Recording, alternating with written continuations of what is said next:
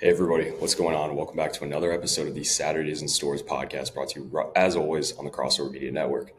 My name is Kanaye, and today, as opposed to last week, we get to talk about a UConn win this time. UConn took home the win on Tuesday night against Butler, 80-78 in OT.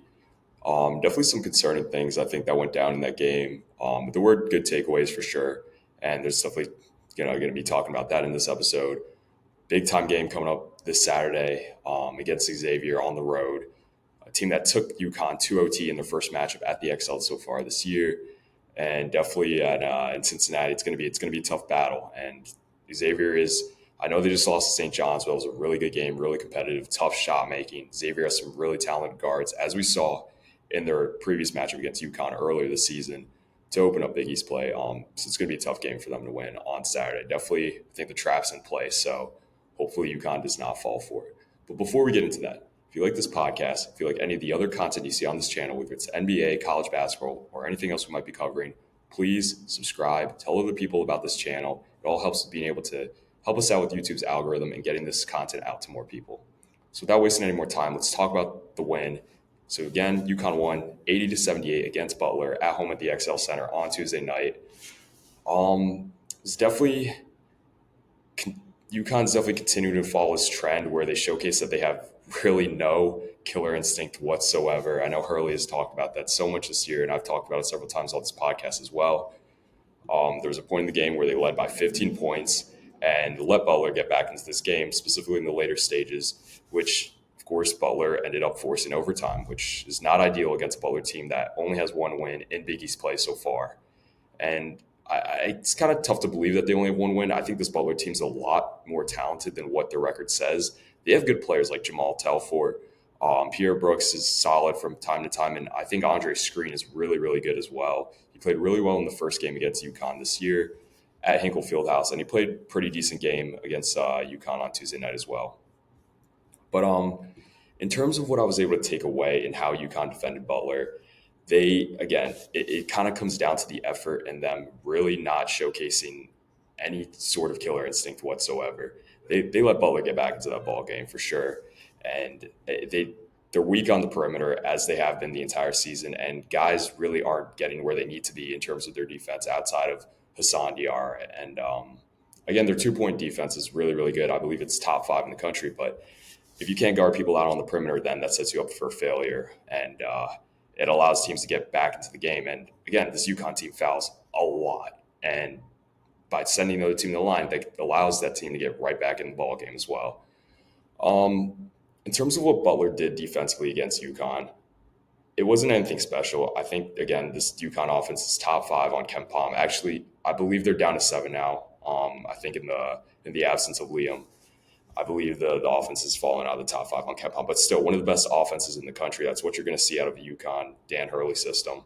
Of course, that's to be expected. And I think the biggest story for UConn on the offensive side of the ball was Solo Ball in this game.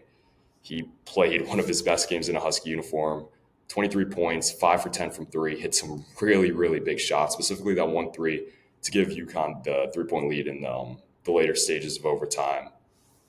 And yeah, I mean, like I said, I to this day don't understand how he's not on any draft boards whatsoever. Again, I have zero problem with Solo Ball having to come back for his junior season and play for UConn again. But it's crazy to me. I think that guy's lottery pick good. I understand he needs to get a lot better on defense, and he has all the makings to be a really good defender. I, again, kind of don't understand how he's not there.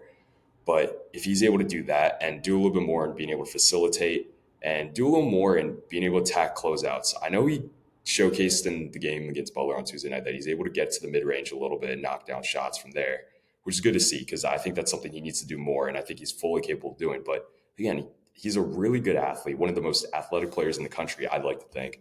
And he's definitely capable of getting into the lane and rising up for some dunks. And definitely, I think he's more than capable of being able to finish through contact when going to the basket. So I think that's something you got to look for him to do more. And I think that will put more attention on him from NBA scouts. But again, I don't get it. I understand he isn't as good as Jordan Hawkins was, but he's very similar in their play style where they can go off and spring 3-4 threes in a row and get hot really fast, and just really both fun players to watch. But outside of Solo, I think the other guy who had a really good game was Alex Caravan. He went 2 for 6 from three, which of course you'd like to see him shoot a little bit more efficient. But I think he did a lot.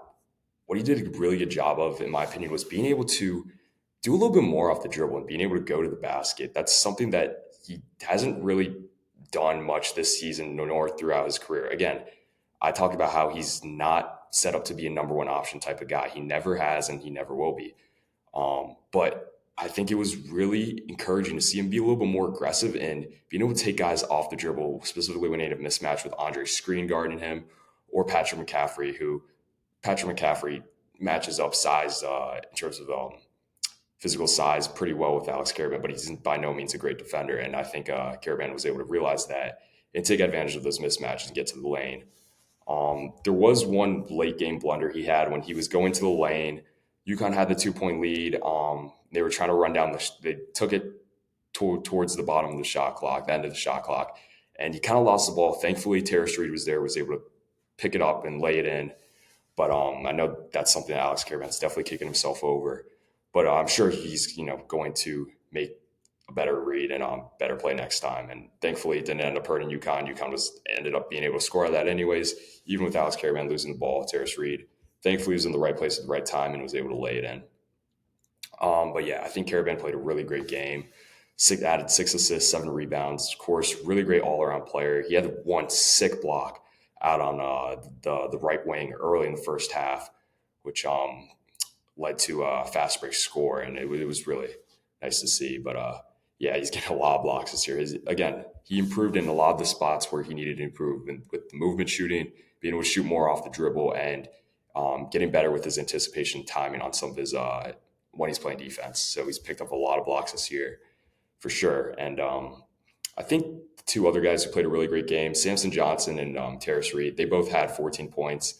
Samson started, of course, but I think Samson started off hot and early, which I think he needs to do more. I think Samson's definitely a player that needs to see the ball go in off those easy looks he gets, being able to lay it in or get a dunk.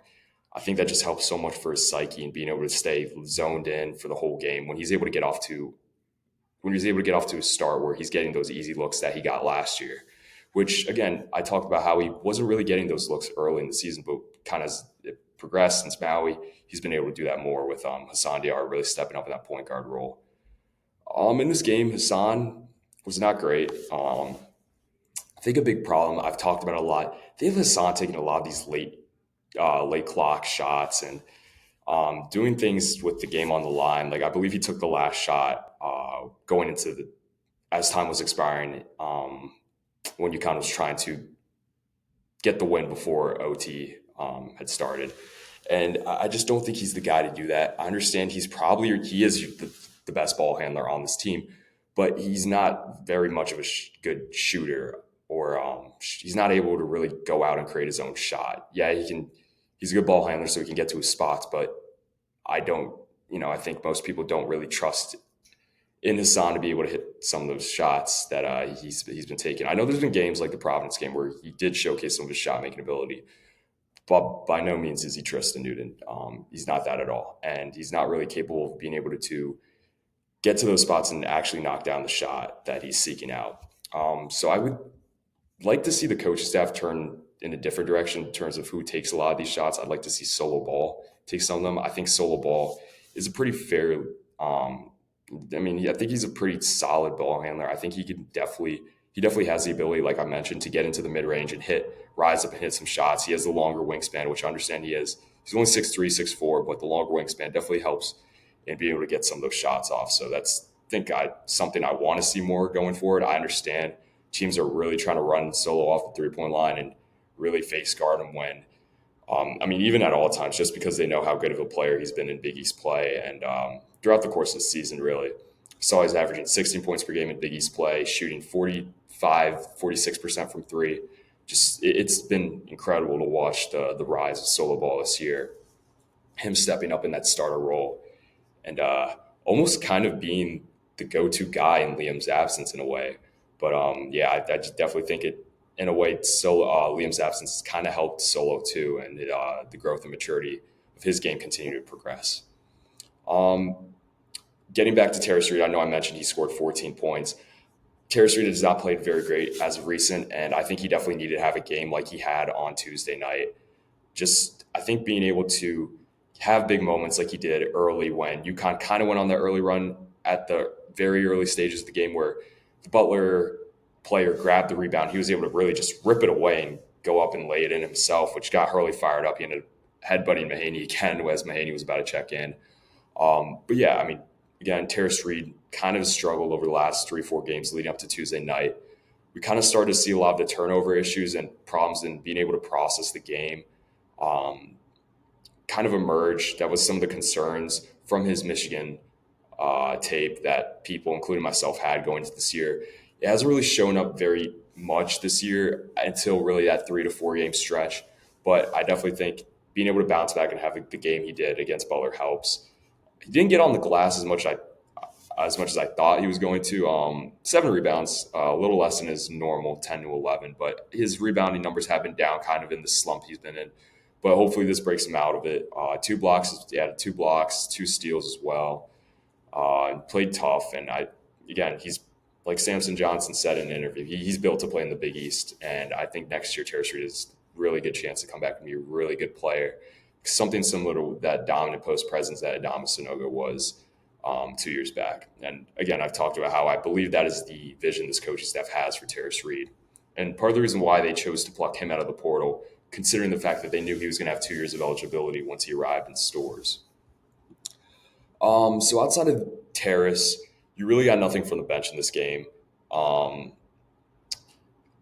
Jaden Ross scored, but other than that, those were the only 2 guys who played in this game off the bench that scored.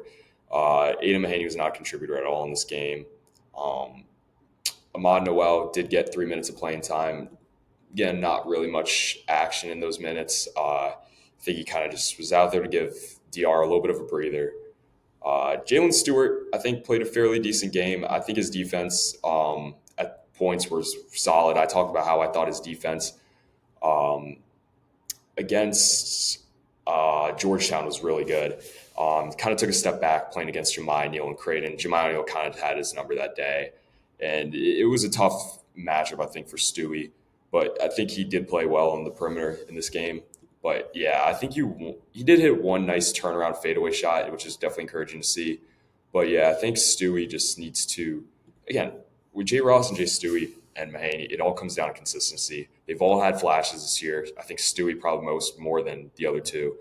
But it just is all going to come down to how consistent they can be in being able to do that. And unfortunately, I think you would have liked to see them do a little bit more than what they've shown within the absence of Lee McNeely with him being hurt. Again, that is still very much up in the air. I have no idea when he's going to return. Some people thought he was going to be ready for that Creighton game. He obviously wasn't. He hasn't played yet. I don't know if it's going to be at the end of January or perhaps maybe into February, but I guess that's something that's to be determined and we'll end up seeing later on. But I understand Stewie has had flashes, really good games, like against Villanova, like against Creighton, and of course in that first half against Memphis earlier in the year in the Maui Invitational. But yeah, it really comes down to consistency for those guys. Deep down, I still think Jay Ross is more than capable of being a 3-and-D guy who could play 20 minutes a game and give you really, really tough physical defense out on the perimeter and also come in and beat it. He just needs to become more confident in the shot. The shot looks good. He just needs to hit it. He needs to see the ball go through the net a little bit more, and I think it'll help him get to where he needs to be. As for Aiden, I still think he needs to be more of a scorer. He needs to come in more aggressive than what he has been doing in order for this team to get to the next level. He needs to provide some sort of scoring option for this team off the bench, a spark plug type of player. He has battled. He's definitely played a lot more tough than what he did in the early stretches of the year, especially in Maui where he got completely picked on defensively. He's definitely fought a lot more on defense as of late. He's been able to draw several charges this year, which is nice. But yeah, he needs to become more consistent on offense. And I think he's a guy that definitely has a chance to hopefully break out in the games to come. And they're going to need it because, I mean, after watching St. John's last night, their defense is really, really good. They're definitely going to be climbing up the ladder on Ken Palm's adjusted defensive efficiency ratings. They're gonna pose a really tough matchup problem for UConn, just with the size of their backcourt and how Rick Pitino loves to run that 2-3 zone press, where they force you to burn a lot of clock in trying to even just get the ball past half court. And then UConn, who already struggles to run their sets this year, is going to struggle even more when the time is ticking down the shot clock. So definitely going to be excited to see UConn matchup against St. John's to come. Really excited for the Xavier matchup, kind of Saturday. And I know there's a lot of other games which they got to win coming up. But I think probably the biggest storyline which ended up coming out of this game was there was a point in the game where Dan Hurley was arguing with the ref, and the ref appeared to turn his back on Hurley, and Hurley came out and said, "Don't turn your back on me. I'm the best coach in the country." Now I understand this isn't a good look for Dan Hurley. It's something he probably shouldn't have said in retrospect, and he even came out and said that he knows that's something that he probably shouldn't have said, and that he feels embarrassed that he has to face other coaches across the country who are really, really good coaches. Like he talked about Sean Miller at Xavier, a Bill Self at Kansas, Rick Pitino, just again, a lot of really good coaches across college basketball right now. And he admitted that it was something he probably shouldn't have said. And a lot of people came out and called some of his sideline antics this year disgusting. Specifically the one against Butler, where he told the ref not to turn his back to him.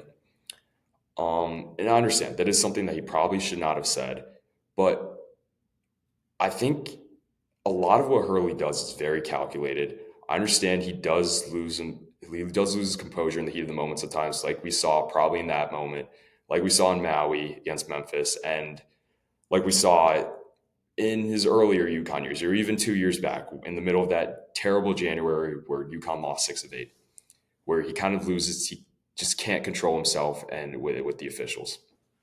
But I think this year he's gotten to a point where, yeah, he does lose it sometimes, like we saw in Memphis and perhaps against Butler. But I think a lot of it is calculated. He knows his team doesn't necessarily have what the previous two teams have had in terms of talent and just killer instinct. I think a lot of what he does is not only to try to fire his guys up a little bit more, but to also take a lot of the pressure off them. Instead of people talking about how UConn barely won a game in overtime against a Butler team that only has one league win, they're talking about Hurley and his outburst with the ref. I understand that's, again, something he probably shouldn't have said to him, but it alleviates a lot of the pressure that I think guys on the team would have if Hurley were not to do something like that.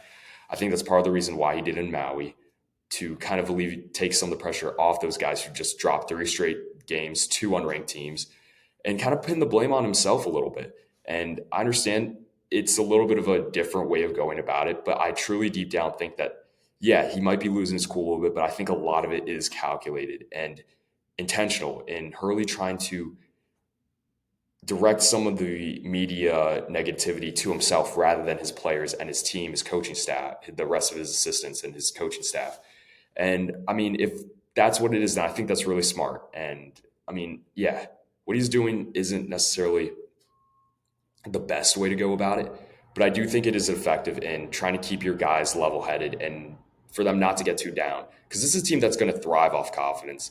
And there's a lot of guys who don't play with confidence all the time, like Aiden Mahaney, like Stewart and Jay Ross, who I think can get in their heads at certain points of the game. Alex Caravan, when he's not playing well, tends to get in his head a little bit.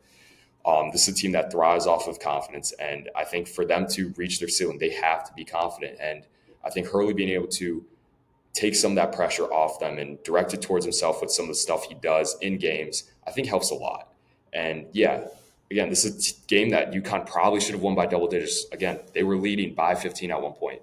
They don't have the killer instinct that Hurley talks about that the last two teams had.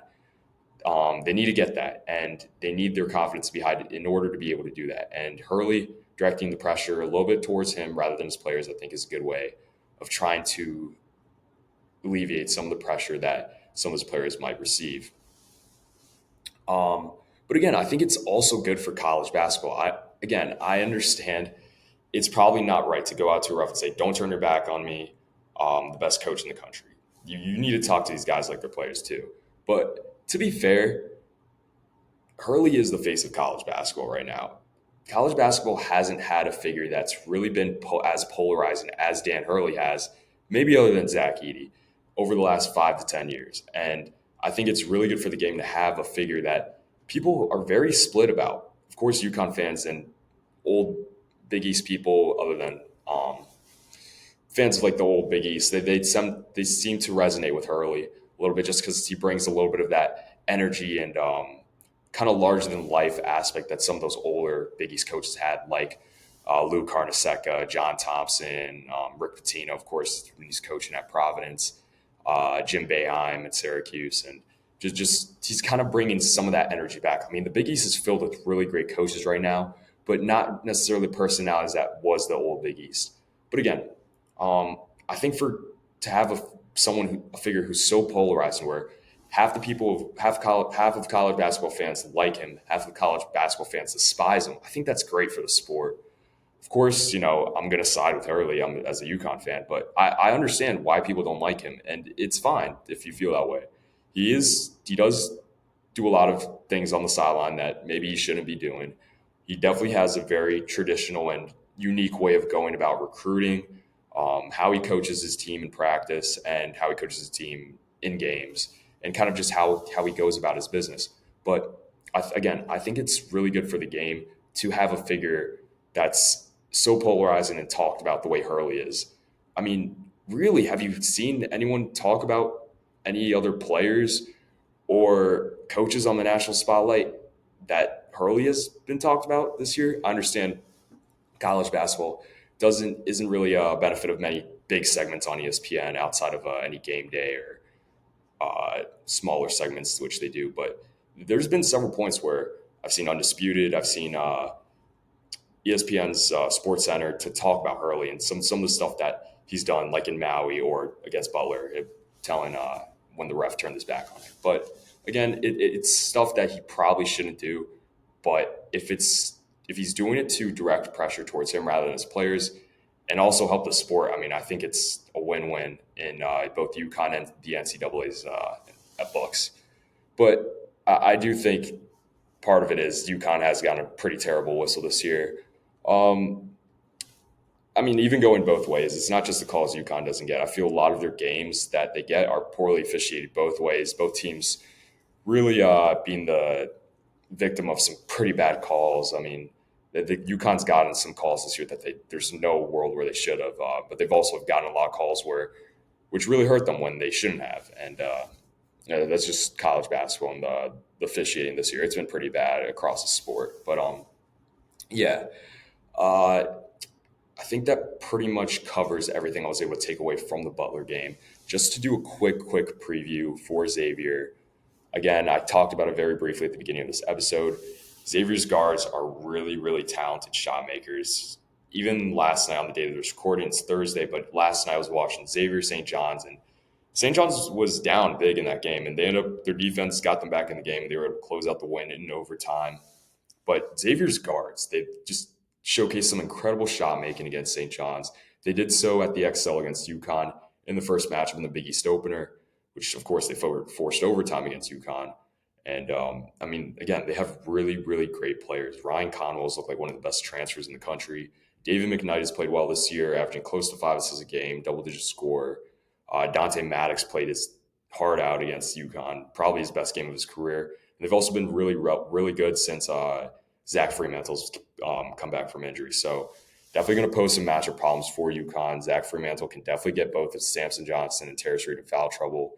And with how bad UConn's perimeter defense has been this year, and considering the fact they're at home, Ryan Conwell, Dante Maddox, David McKnight, those guys could go nuclear once again against UConn. And it's definitely looks to be a trap game and one that really worries me as a UConn fan right now. But hopefully they're able to play good defense on the perimeter and get things done. They need the offense to show up.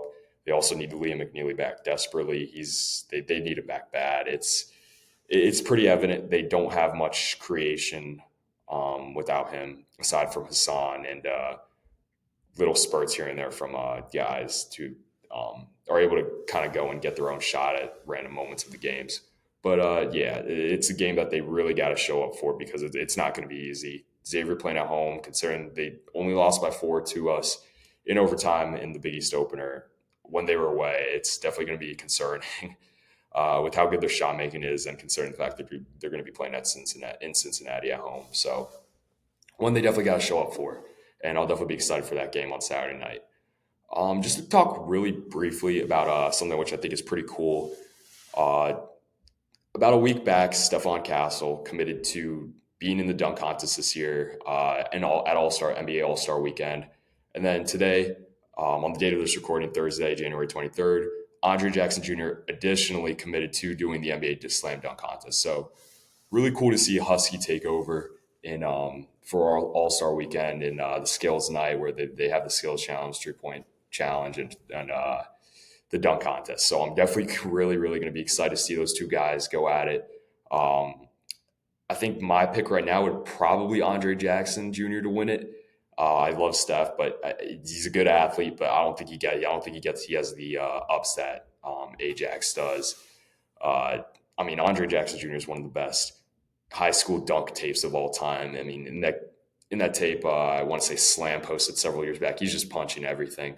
And you've seen some of the highlight dunks he's had this in his NBA career over the last 2 seasons. Like the one where he got against the Kings, where he got his pretty much chin above the rim on a putback dunk, and even got some of the Kings players to get up on their feet off the bench. So, yeah, I mean, I think it's a really great opportunity for Andre Jackson Jr. to kind of put himself on the map in a way. I know real basketball fans know him.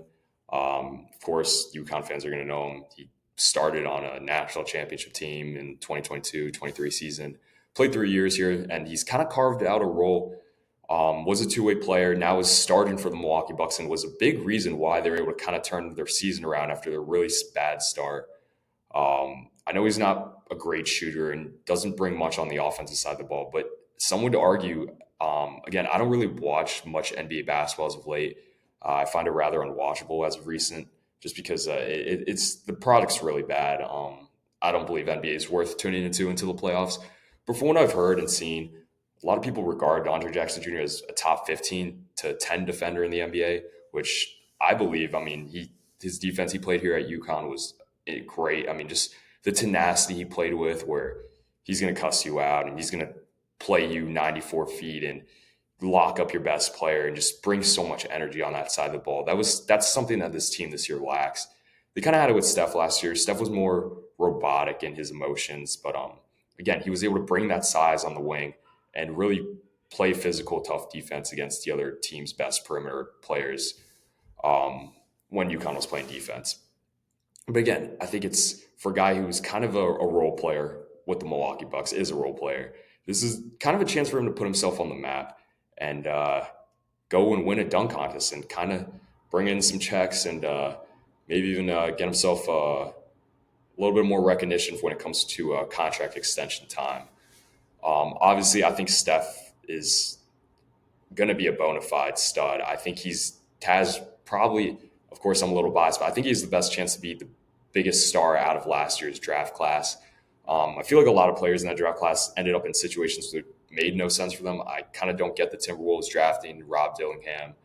I think that's a guy who also has a chance to be a really good NBA player. But I always knew that Steph Castle's game was more suited for the NBA than college. He was the number one option in high school. He didn't have the ego, though, he didn't have an ego at all when he came to UConn. He's a 5-star recruit, easily could have had the mindset where I want to come in and be the number one guy, the number one option. But he understood he was playing with really talented, good NBA level college guys last year. He was able to accept the role and be kind of the guy who was able to have to guard the other team's best player. And he did it well. And when they needed him to step up on offense, like we saw against Alabama in the Final Four, he's able to do that. And I just think that was such a unique and something so rare to see in college basketball, where you get a 5-star recruit, the highest rated player in Dan Hurley's time at UConn, come in with no ego whatsoever, fully accept the role and play it so well when he knows he probably could have been the number one option on a lot of other college teams. And Andre Jackson Jr., again, he fits UConn culture so well, and he's shown in the NBA. So I'm definitely really, really excited for those guys. I'm definitely going to be tuning into that dunk contest now, knowing that those guys are going to be doing it. In terms of who else is in it, I think it's Modest Buzelis. I think he has a chance to be a good player as well. Again, I haven't really watched the NBA this year, so I don't know too much about how he's been playing. I don't know if Mac McClung's going to do it again. I think he's currently in the G League, but if they call him up for it, that'll be cool to see. But yeah, as of right now, Ajax is my pick. I think Andre Jackson Jr. brings home the slam dunk contest trophy. And again, that guy can jump out the gym. Definitely going to be excited to watch him and Steph both. But yeah, that's going to take care of everything for this episode today. Again, if you like this podcast or anything else you see on this channel, please subscribe, like, comment what you have to say in the comments below. We like seeing what some of your takes about what you guys have to say about whatever it is we might be making a video on. But until the next episode, I will see you all next time.